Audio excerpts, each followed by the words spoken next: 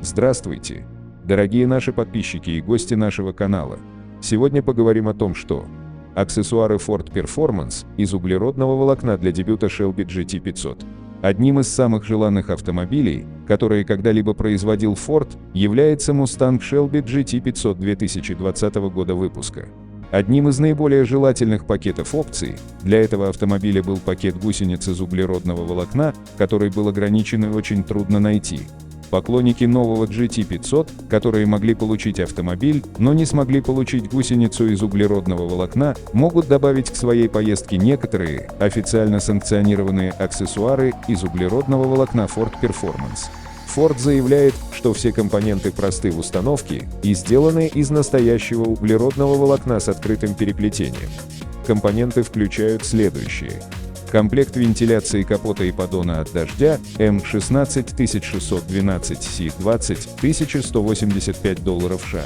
Передний сплиттер с поддоном для размещения у нижней, передней кромки и подсекции автомобиля M16601 MCF $1820 США.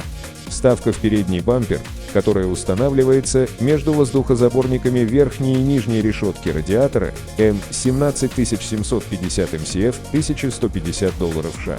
Обшивка задней крышки багажника M16600 MCF $575 США. Каждый из компонентов из углеродного волокна разработан для обеспечения высокой прочности и жесткости при небольшом весе. Все аксессуары также разработаны специально, чтобы выдерживать высокие нагрузки, возникающие в результате соревнований на гоночной трассе или драгстрипе. Некоторые компоненты также уменьшают вес автомобиля. Одним из примеров является комплект вентиляции капота из углеродного волокна и поддона от дождя, который весит всего 4 фунта, что составляет половину веса базовой части.